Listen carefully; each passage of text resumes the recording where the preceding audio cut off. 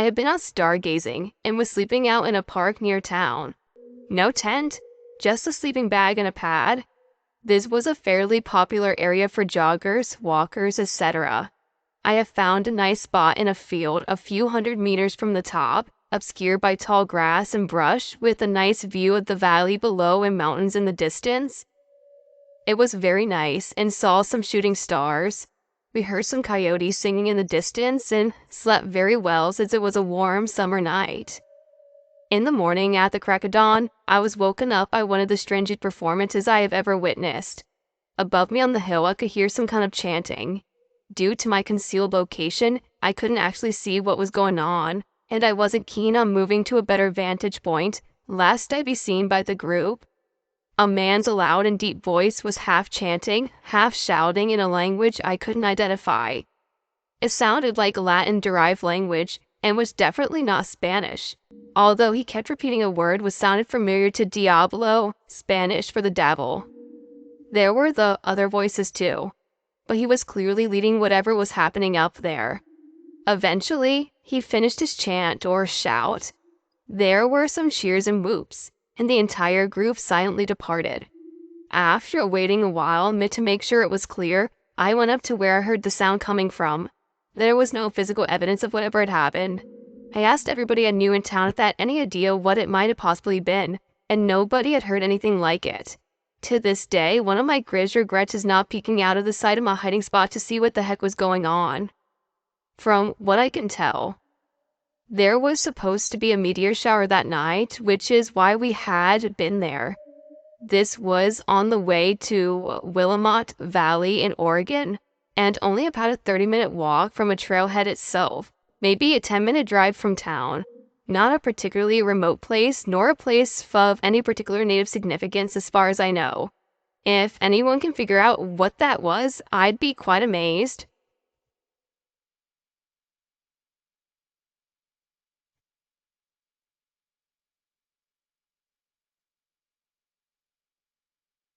This was an estate wilderness area in the northeast and nestled between uninterrupted miles of mountains, pine forest, streams, and no vehicle access. Only rocky footpaths with extra large rocks every once in a while in the beginning to blog out their possibility of a car or ATV or bike showing up. A road 2 to 3 miles away, but 10 miles to the next real road with traffic. About 7 miles to where houses start, but 10 miles to a real road with more than the occasional building, and 20 miles from any sort of town. Most of the oddities had been tree structures. One was a low teepee-type structure of about 6 logs. That was off-trail, about a 2-hour walk from a small dirt that you can dump your car. My thought is someone had a tent frame out of logs and camped there. It was cool, deep into the far inner side of the wilderness. I've seen long branches of many logs stacked horizontally about 5 to 6 off the ground as well. I've also seen 2 trees next to each other that both fell over, but they still had their roots in, forming a big X. But the weirdest one was the jungle gym or high bar type thing. It was off a path, also about 2 hours down and up around a footpath that was very deep in parts where you had to hold on or risk falling backwards off the rocks. So, I don't see how someone could have carried any tool or ladder to do this. There were thick woods and very few fallen rocks, so I don't see how someone could have carried in any other tool to do this. Maybe it was a mini tornado, but 6 of them didn't really fall. They were pushed, if that makes sense. It's like they were pushed in to make a structure, like you would hang a pig over a fire with or make a tent frame. There was a log with brush on it anchoring 3 logs together on the side, and it landed perfectly on the other end and rigged it into one knob on the living tree to its right. I jumped up and hung from it, but it didn't budge. And it held my weight fine, and I weigh 185 pounds. The more I inspected it, the more I came to the conclusion that it was made. The log across the top was perfectly horizontal. A fallen branch can't get wedged in perfectly and on a perfectly horizontal line like that. That's not how branches fall. But more importantly, the log running across the top looked like it was broken off by the healthy, longer tree pushed down that it was resting on. but then it should not have fallen about 10 feet to the right and facing to the opposite direction. A tree gradually dipping down because its root system is muddy and soil doesn't follow the type of force that thrush a tree on top of another one and to fling it 5 feet towards. So, I'm not sure what's making these. I have a lot of friends thinking that it might be Bigfoot or Sasquatch or something along those lines. Well, what do you think?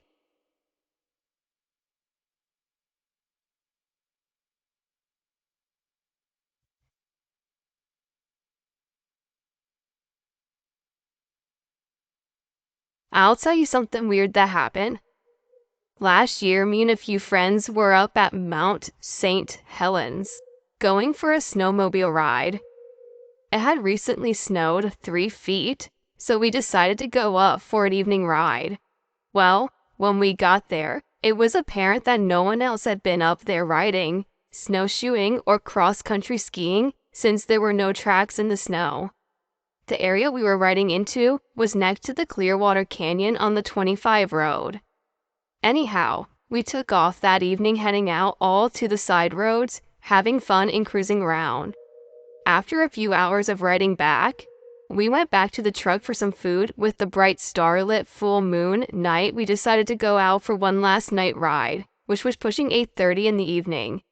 Well, the four of us proceeded back up to the 25 along the Clearwater Canyon when we noticed lights down in the canyon, occasionally flickering on and off.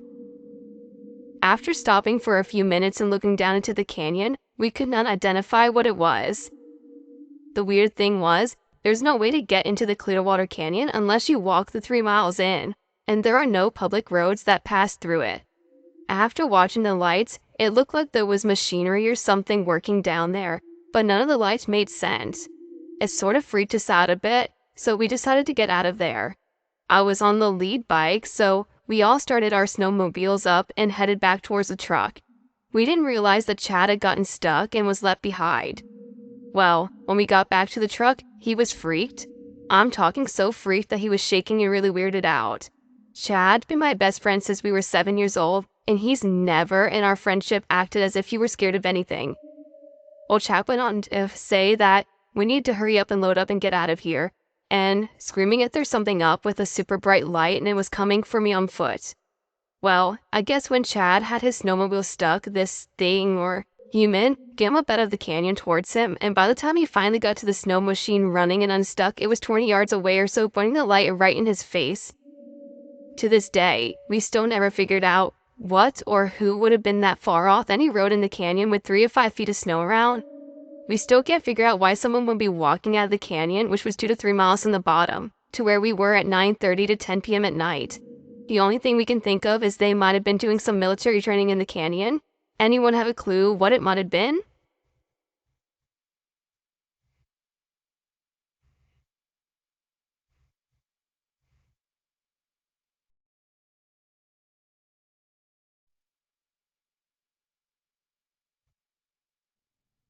I've worked as a pack trip outfitter, ranch hand in the middle of a national forest, and spend at least a week each month camping.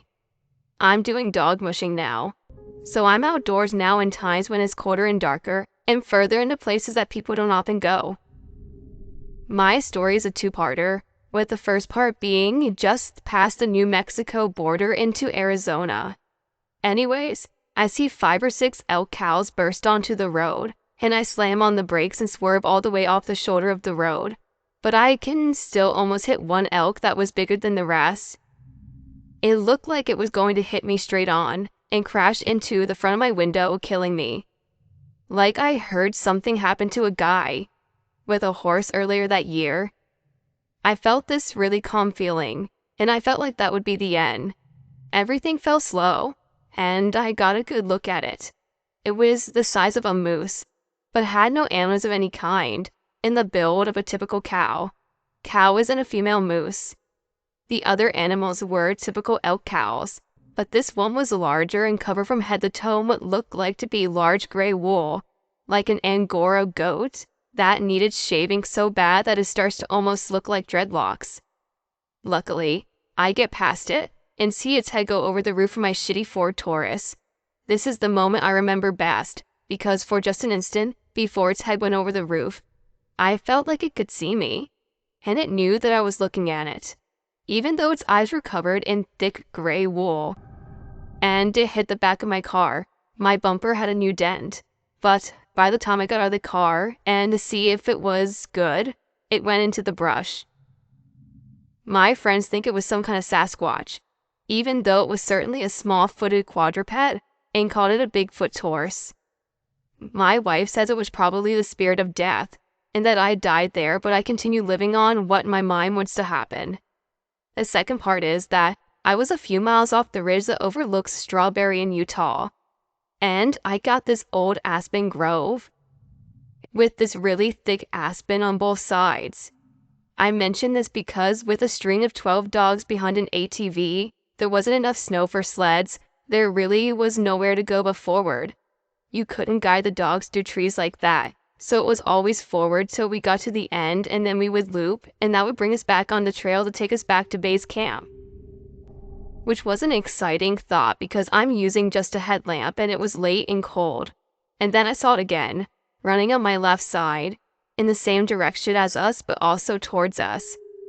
I wish I would have grabbed a camera, but imagine the franticness of watching my dogs to make sure they didn't chase towards it or head off the wrong way. In dog mushing, you can never take your eyes off the leaders too long or something can go wrong. And to stop the team, it would make their sure to go toward it and caught in the trees. So really the best thing to do was to go faster. Keep the dogs busy so they don't chase it. So I'm just looking at it.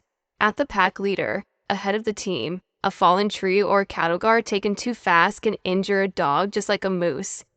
At the creature, then reaching around in my emergency bag, back at the leaders and pull out my just-in-case gun. I click off the first 2 chambers. I keep empty. I have the gun pointed straight up in the air, and live ammo was ready to go. I really didn't want to shoot it, or even frighten the dogs with the gunshot, but it keeps getting close, so I fired a shot a few feet above it, and I hear it hit some branches. Then I look back at the dogs to see if they were continuing to be good. They were stuck in a thick growth of trees. I kept looking around, but that was the last I saw of it. Although the rest of the ride, I was jumping at shadows. Pretty crazy, but the craziest thing as that tiny moment though is, oh shit, it's death again. But this time is going to take me for real.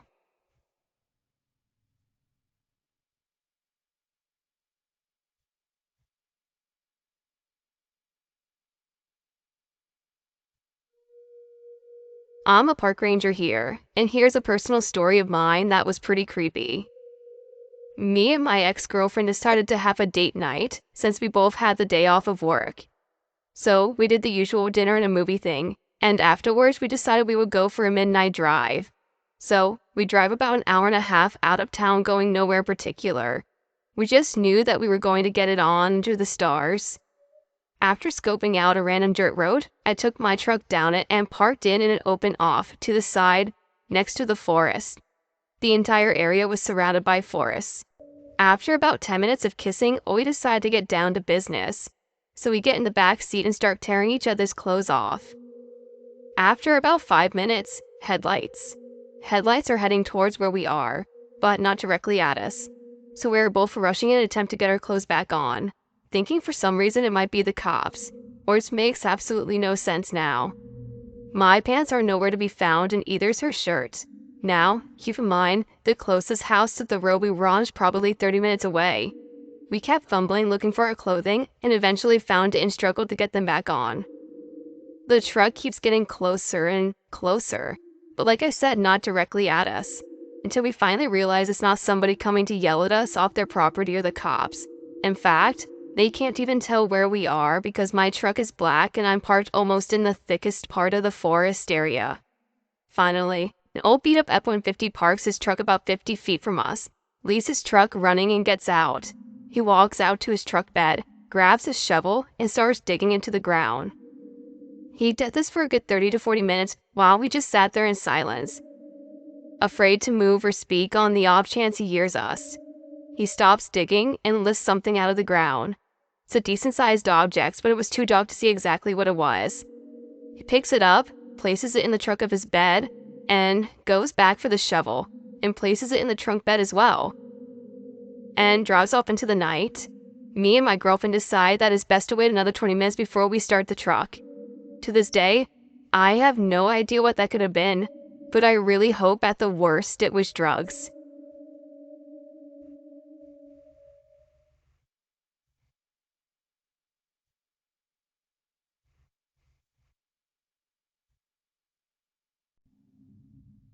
Last summer, I had the amazing experience of working and leading tours in the longest cave in the world. After working there for a few weeks, I started hearing stories of some of the other rangers' experiences.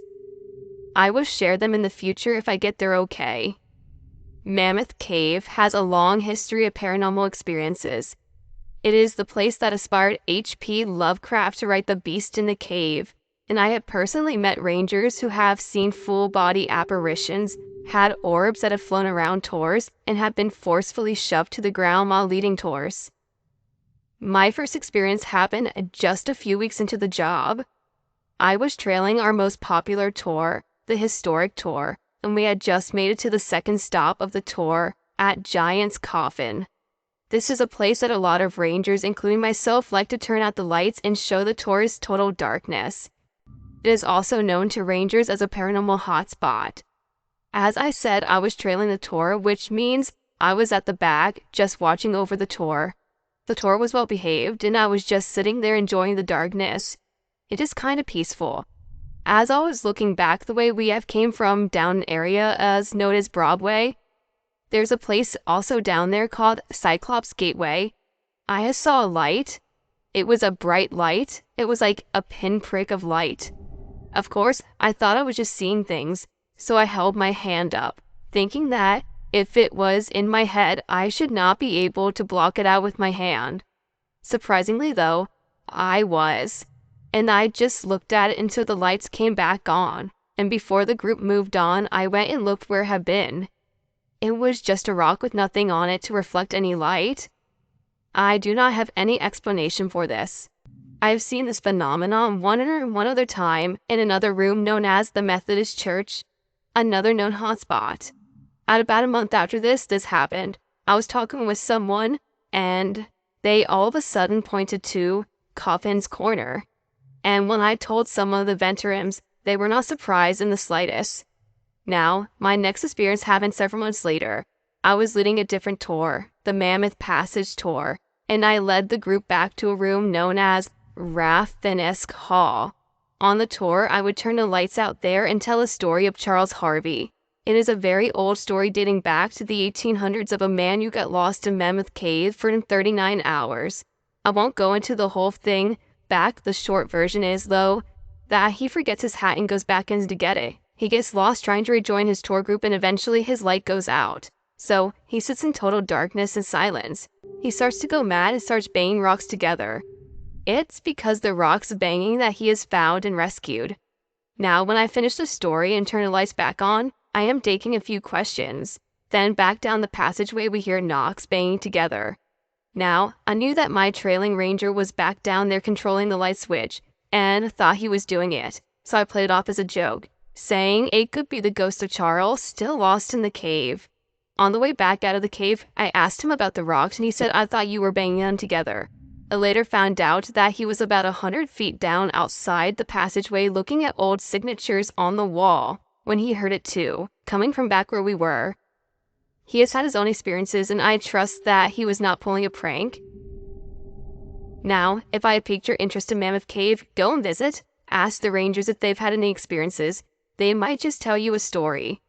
If you want to go to the most haunted areas of the cave, come and visit during the summer and take the Violet City Lantern Tour. You get to walk by the tuberculosis hits where people withered away in the cave hoping to be cured, and where they found a 2,000-year-old Native American mummy who was crushed under a fallen rock.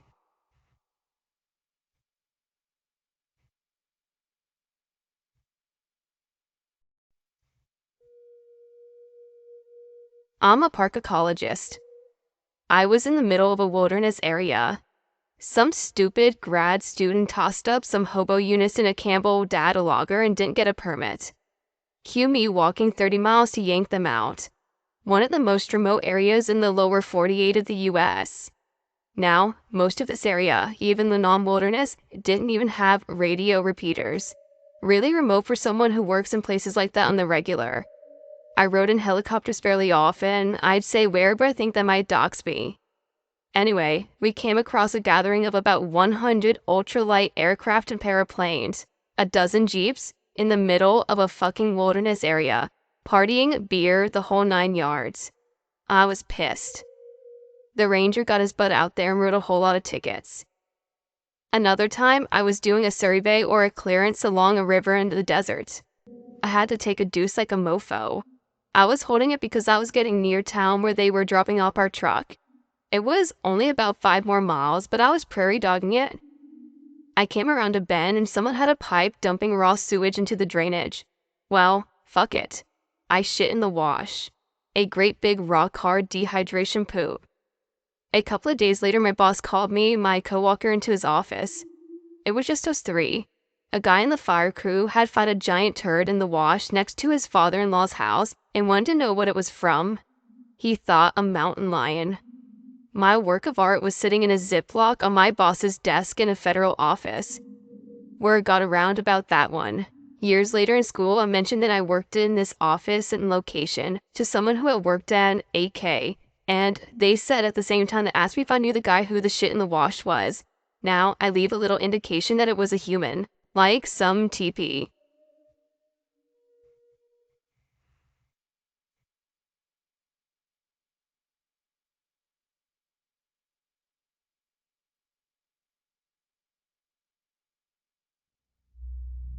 I'm a park ranger, but I've never really experienced anything creepy while being one. But when I was 13, I was at my grandfather's hunting camp.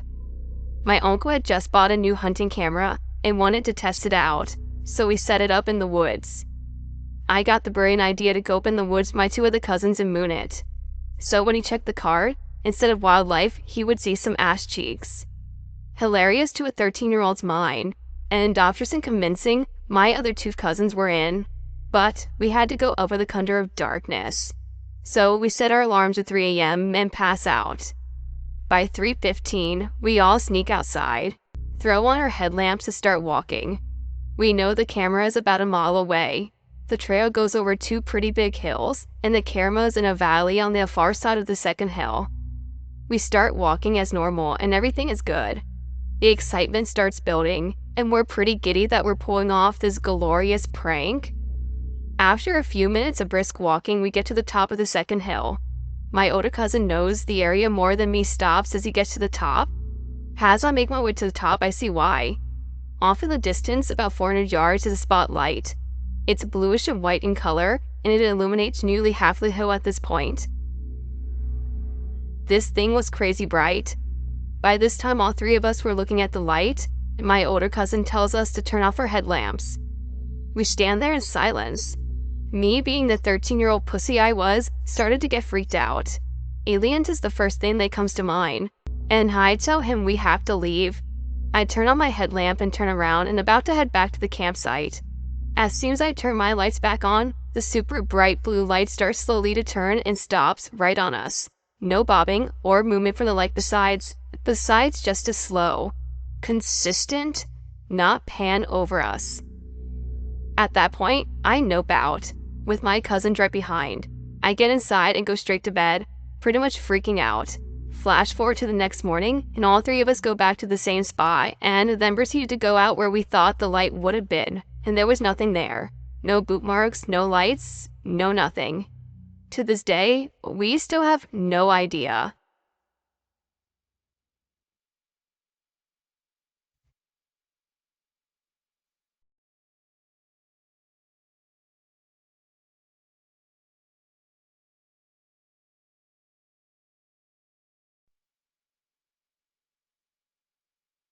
It was the beginning of summer.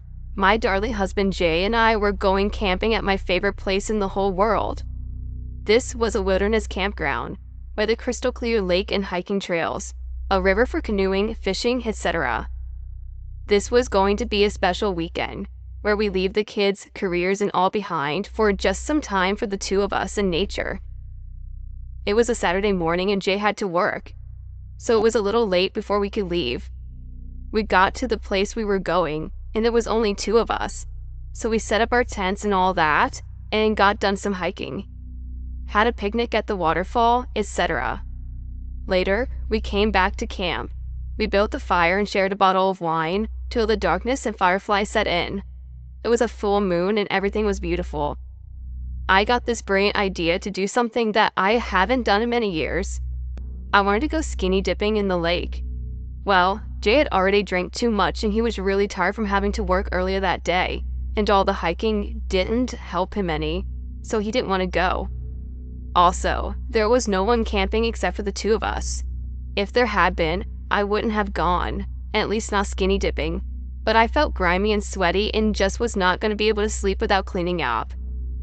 So, Jay decides to lie down and rest in the tent, and I take off down the moonlit trail. My beach bag loaded with biodegradable soap and shampoo, change of clothes and other bath items. While walking down to the lake, my spidey senses kind of picked up on something. I ignored it though. Once I got there, I undressed, put my clothes on the roots of a big pine tree and dove in. I bathed, swam, and enjoyed the relaxation. It was almost like a trip to the spa for me. Finally, I got out. I was standing on the shore getting dressed, and I had that funny little growing feeling, like when you're being watched. My concern was not a person. This time of the year we had not seen a soul all day long and no one lived close by. My concern was that there could be a bear or some other wild animal. Just to describe the lake kind of sits in a bowl. There is a cliff, but it's not a steep cliff. It slopes.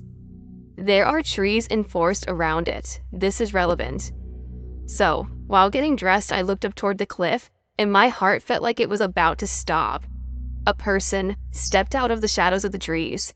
Just from his silhouettes, I couldn't see his face. I thought it was Jay. Maybe he changed his mind about swimming, which was unlikely since when he goes to sleep, he sleeps like a log. Or maybe he was worried about me. I had been enjoying the lake so much that I had been there for probably an hour. So just assuming it was him, I just started joking with him. Sorry, but you just missed a great swim. Or something done like that. Normally he would joke back with me or say something grumpy if he was irritated that I had been down there too long. But he didn't say anything. All the while I'm pulling on my clothes, still talking to him, but he never said a word. When I had all my clothes on and was ready to start walking back, he stepped back into the shadows of the forest. And at that point, I was pretty sure it wasn't Jay, so I grabbed my stuff and ran down the trail as fast as I could. One time, I thought I heard voices, but I was so scared I may have imagined it. I got back and Jay, of course, was sound asleep. I was ready to pack up and go home and thoroughly creeped out, but he was sleeping and I didn't want to get him up. I didn't sleep at all that night, and so he got up the next morning to make coffee. Every noise I heard during the night, I thought it was whoever that guy was who had been watching me again. Jay was very upset and scared for me when I told him what happened, and we hiked to the place where I saw the guy standing. There were 2 sets of footprints there, and from what I could tell, he had probably been there a while. That was one of the scariest experiences I've ever had. I think about how vulnerable I was in the lake that night, and still creeped out that some guy was just watching me swim and watching me get dressed.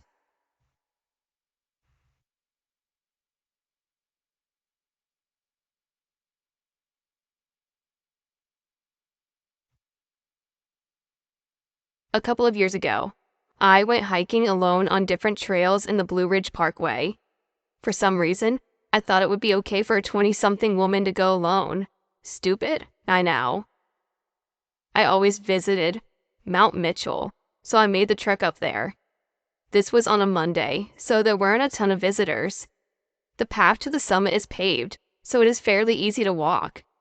But it is a bit steep. I was a smoker at the time, so I was quite out of breath. I finally got to the top and stood to the side trying to catch my breath, and I see someone very close to me out of the corner of my eye. I look up and it's a man, probably in his late 40s, greasy and dark brown hair. He says, "Hey, I nursed you to go out and get up here and you're breathing really hard. Are you okay?" I was kind of taken back, but I replied saying I was fine and that I'm a smoker, and I kind of laughed to make light of the situation. He stood there looking at me, so I made a little nod to let him know that I was going to walk away. I walked over to the podiums that show you the direction you're looking, and what mountains and cities are the way in that distance. He followed me. He started talking out of nowhere about how he had recently been divorced and was part of a men's group that traveled around the country to lots of famous tourist spots. He asked me where I was from, and I told him. He proceeded to tell me really intimate details of why he got divorced. He told me how he suspected his wife was cheating on him, so he hid in a closet one night and caught her and a coworker in bed together. He grumbled. They both paid dearly for that night. I tried to make it visibly obvious that I was uncomfortable, but he kept talking and asking me questions without pausing to let me answer. I came to the conclusion that he was simply lonely and wanted someone to talk to. Then I realized there was no one else with this man the entire time, and I hadn't noticed any men to group, but maybe they split up and went their own separate ways for a while. At any rate, I became increasingly more nervous, so I let him know that I was going to head back down to the gift shop. Again, he started following me. There were lots of trails that branch off from the main path to the summit, but I wasn't interested in going on any of those since it was not very safe with this guy following me. I wasn't walking with the man now, but he was following me. He called to me loudly, "Hey." I turned around, he was grinning ear to ear. His hair somehow looked even greasier. He said, "Why don't we go walking on one of these trails? I could show you a really good time." I replied, "No, thank you," sternly. I looked to my left, and there were two elderly women sitting on a bench. I realized they had been watching us. One of the women called to the man, "I think it's time you let the young lady get going now." I gave her a soft smile and a nod. I turned around and walked at a brisk pace down the path, passing the gift shop, going straight to my car. The man hadn't followed me. That was my last hike of the day, and I'm glad that nothing worse happened to me that day while I was alone. I definitely won't go on outings like that by myself anymore.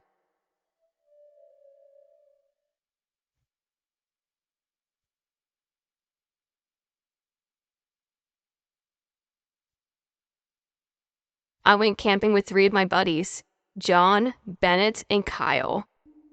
We do this every year. It's kind of a bro trip to reconnect with each other. We were all fresh out of college and decided to go to our yearly camping trip in August. We are from Oregon and ended up camping in the woods there like we usually do at the Sand Point. The first day was great. We set up our spot, explored the area, and by the time the sun was setting, we set up a campfire and made dinner. After a few too many beers and some s'mores, we decided to go to sleep. It was a perfect way to end the day. Our second day was basically the same thing. Hiking, food, one too many beers. But this night, we ended up being not so perfect. I remember watching some videos on YouTube. And we were laughing and it was interesting. As we finished the rest of the beers, we were wrestling around with each other like guys do, and John stopped messing around and froze. Everyone was confused, but John claimed he heard something nearby. I told him it was most likely a squirrel, and he said, no, it was most definitely not. He was scaring me at this point, and I decided to resume the tackling session and I took him down. We forgot about the whole thing until about 10 minutes later. We were tired from wrestling and joking around, so we decided to put the fire out and head into the tent. We had a 6-person tent for anybody wondering, so we were all in one tent. Just as our only light source, besides our flashlights, went out, I heard a slight cackle. I assume it was one of those boys because we were all clearly a bit buzzed, so everything is fine. I wanted to see what was so funny, so I turned the flashlight directly into Bennett's face. I thought he was the one laughing. Bennett's face was white as a ghost. He looked at me and said, "Did you guys hear that?" I said, "The laughing," and Kyle said, "That wasn't you." We were all shaken and decided to go into the tent, silent. As we got into the tent, I poured out an axe that I used to cut the wood. It was the only source of protection we had. I was on the very end of the tent with Kyle and John, and in the middle was Bennett.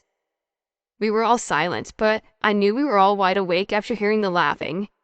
We weren't exactly at an actual campsite, where there were other people around.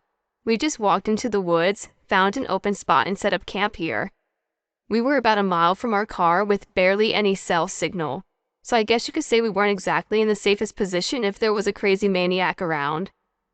I got tired, so I dozed off. I have no idea how long I was sleeping before I heard laughing again. It's hard to describe other than it sounded menacing. It was frozen, and I didn't move. I didn't even try to look over to see if my buddies were awake. The axe was under my pillow. As I mustered enough strength to move to get the axe, I saw what looked like someone's finger pressed up against the tent, circling around the tent. Someone was definitely outside, walking around our tent, laughing. When they got to the front part of where the tent entrance was, they stopped. About 5 seconds went by before the person furiously shook the tent and screamed. That's when I knew my buddies were awake as well, because Kyle screamed like a little girl right after. Whoever was behind the tent laughed and again walked off. We laid there the rest of the night, wide awake and definitely sober. We didn't want to move out of pure fear that whoever was out there was still there. When the sun came up, we packed up everything and walked back to our car. We still go camping every year, but this time we go to legit camping sites. I now bring a judge or a gun with me, and not just an axe. Whoever was outside our campsite could have easily been a deranged homeless person, psychopath, serial killer, meth head, or just an asshole playing a prank on us. For I sure as hell won't camp in a rural place anymore. Stay safe out there. It's a dangerous world we live in.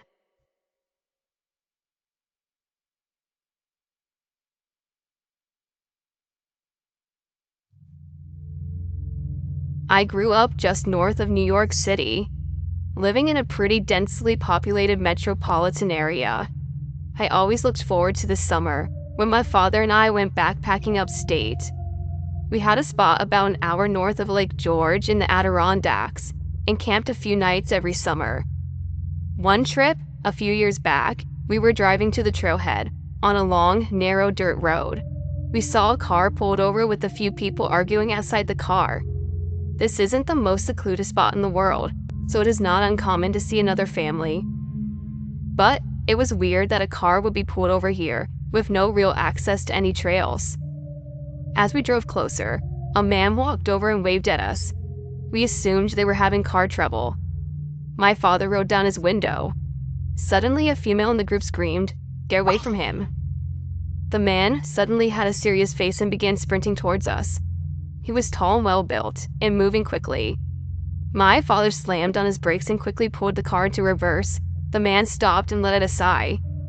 We just sat there, parked, confused. The man reached towards us. We were a good 10 or so yards away. Then he darted off the road into the woods. Cautiously at this point, we drove slowly to the parked car. There were 3 women crying. They were his sisters, and apparently he had returned from home from the army a few months prior. According to the woman, shortly after he had begun acting odd, and was diagnosed with PTSD, as well as early onset Alzheimer's disease. The women got back into her car and headed for town. They said they were going to the ranger station to get help locating him. The rest of the day was fairly uneventful. We hiked to our campsite, fished for a bit, and set up camp for the night. Sitting next to the fire, my father and I felt some strange vibes. We weren't sure whether the women were telling us the truth or if the man was trying to ask for our help. And what was more disturbing was the fact that we were camping only a few miles away from where this man ran off. We weren't sure if he was violent, armed, or if he had followed us. Typically, my father and I slept in separate bivvy tents, but we decided to stay in the shelter tonight. It was basically a small log cabin with 3 walls and an open front, where the fire pit was located. Either of us slept too much that night. It probably just was my imagination, but I swear like I was being watched, though my father and I didn't hear footsteps or anything out of the ordinary. The next morning, I left to camp to take a leak. A few hundred feet away from our camp, I found a small fire pit right on the trail. I placed my hands on the ashes and they were soaked. Someone had a fire here very recently and poured water on it. We had food and supplies for 4 nights. But after I found that fire pit, we broke camp and left for the morning.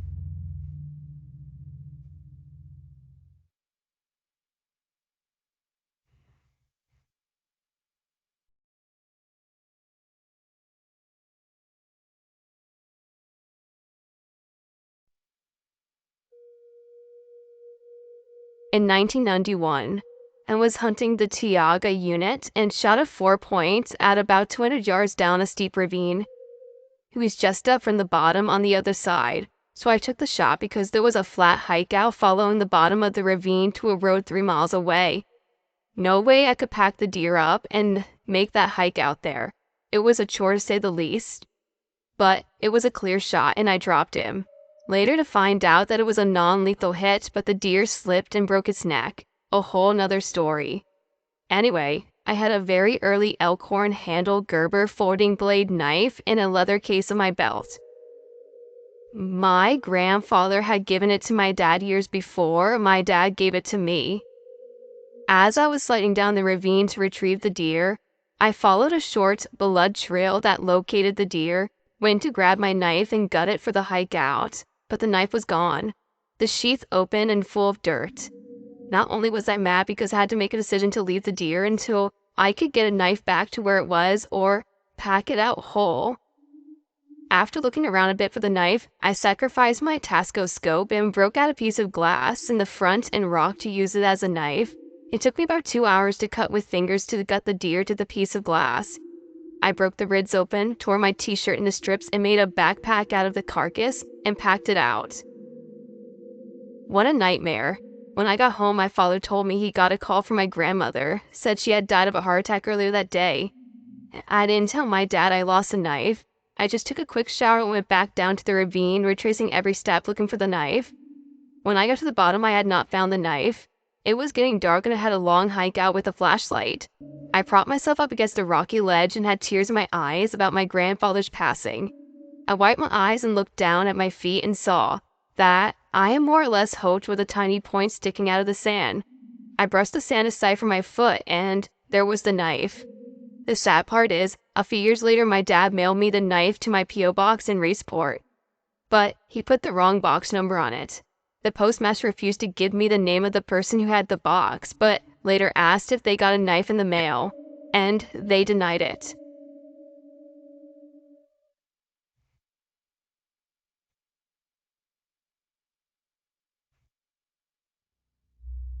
I'm usually a lone man adventurer, especially when it comes to hiking, because my friends are pretty inactive people. So whenever I take them hiking, they usually slow me down. So, one Saturday afternoon, I decided to go hiking, even though it was about 2 p.m. already. I've hiked the same trail plenty of times, but only in the early morning. So, knowing the length of this trail, I knew that by the time I finished, it would be close to sunset. The trail was about a 9-mile round trip from a steady incline coming back up from the trailhead to about halfway. The trail runs through a thick covered forest, and a remaining of the trail runs along the side of an exposed mountain.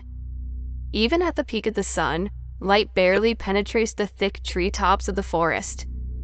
So when I started the trail, I passed a few hikers who were coming back, but realizing that I was maybe one of the few people who were still on the trail, I sped up to pace to make sure I finished before sunset. Everything went fine while hiking as I powered through the trail fairly fast, getting to the end, taking a quick 5-minute break, and then turning around. By the time I was halfway, it was about 4 p.m. The whole way back I was alone on the trail coming, since I'd passed a few people who already made the turnaround.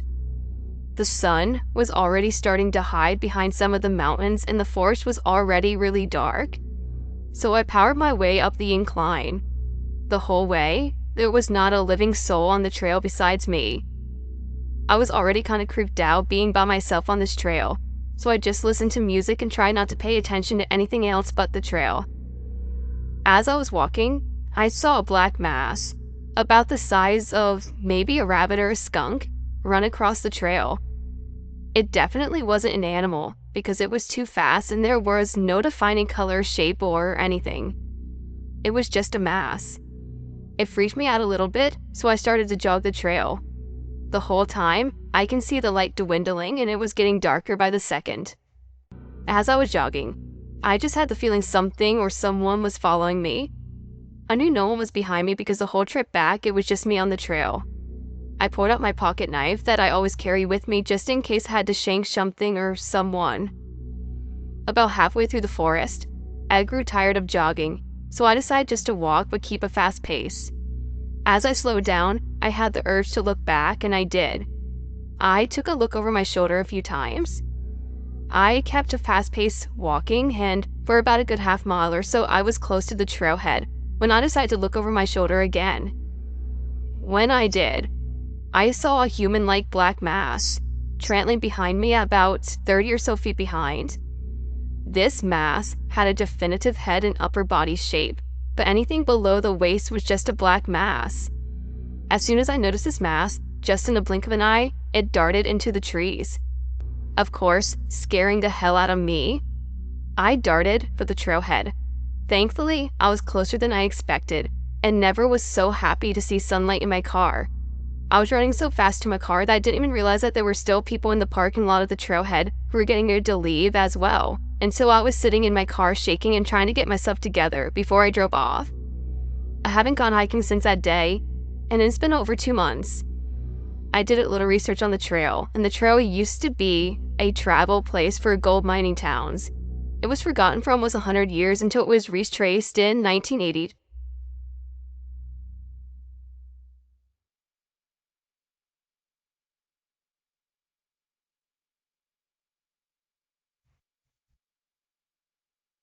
This experience happened to me while camping in the wilderness of eastern Washington near the Canadian border.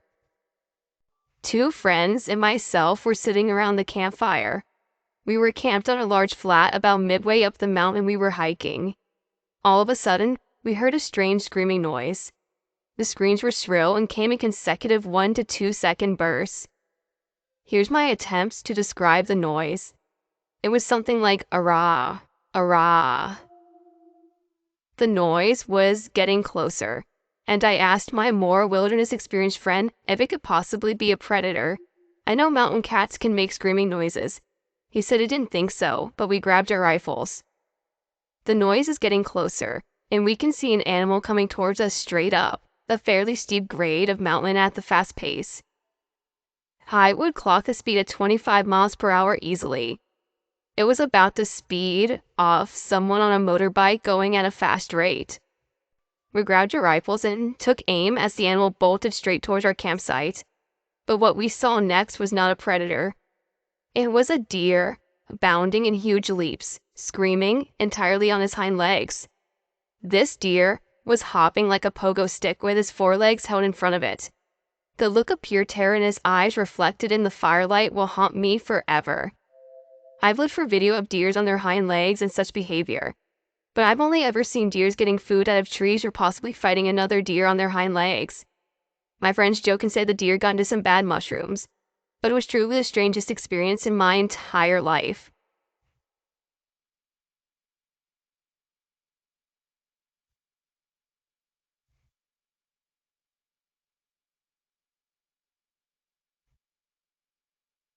I had an interesting experience while camping with my husband a couple of weeks ago. It was a nice drive-in campsite, a corner spot next to some other campsites and woods on the other 3 sides. We had a nice day hiking, cooked some fajitas and s'mores over the fire, and then we settled into our tent to sleep. Later that night, I woke up and heard a weird noise. It sounded kind of like an electronic tone. Then, I heard what sounded like people talking right outside of the tent. They better get out of there. I saw an opossum go in there. Thinking that there were other campers around walking around, I turned around and tried to go back to sleep. A couple of minutes later, I heard the strange tone noise again, and then what sounded like a cat meowing and walking around the tent. Sounded like my cat when he wants to be let into the house. I'm not about to let strange animals into my tent, so I just lay there and it stopped after about a minute. A couple of minutes later, I heard the tone once again. Then I heard a lower, gravelly voice talking outside the tent. They better get out of there before I get them. All of this happened over the course of maybe 10 minutes. I didn't react as strongly as I possibly should have, but I was tired and thought at first it might be some kind of dream. My husband got up and left the tent to use the bathroom a little while later. He hadn't heard anything, and I didn't hear anything else after that. The next morning, while eating breakfast, I could hear the neighbor campers talking. One of their children, 5 to 7 years old at least, was upset with his brother because they heard some noise telling them to get out of the camper last night, and now his brother was denying that he heard anything. I'm not sure what exactly happened that night, but it was definitely creepy and interesting.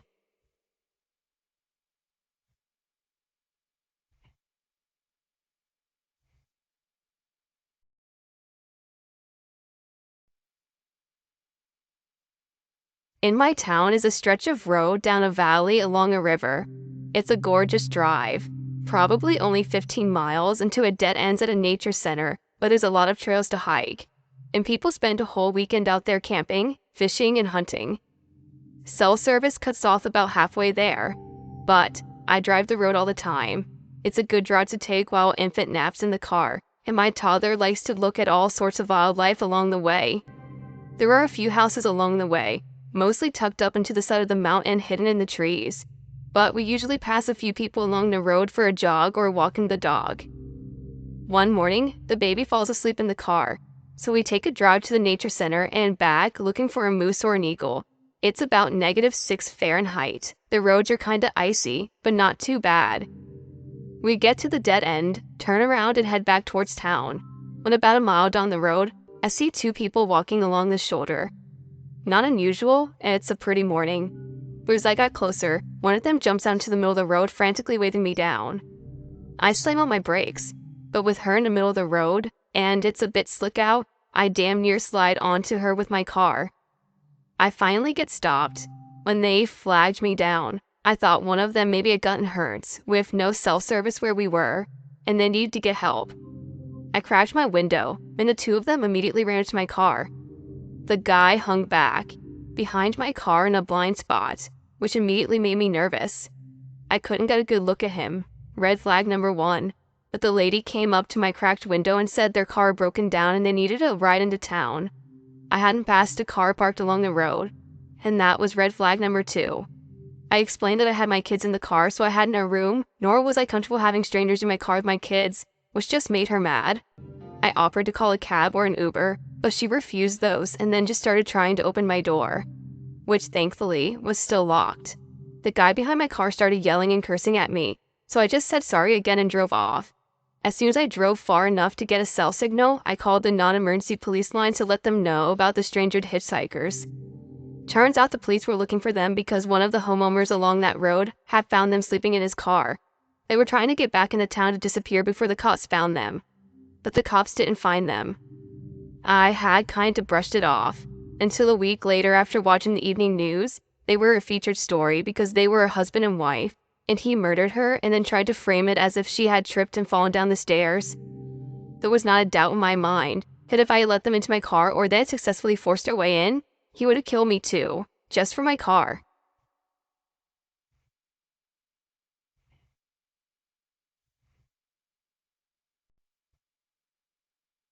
My husband and I used to travel for work.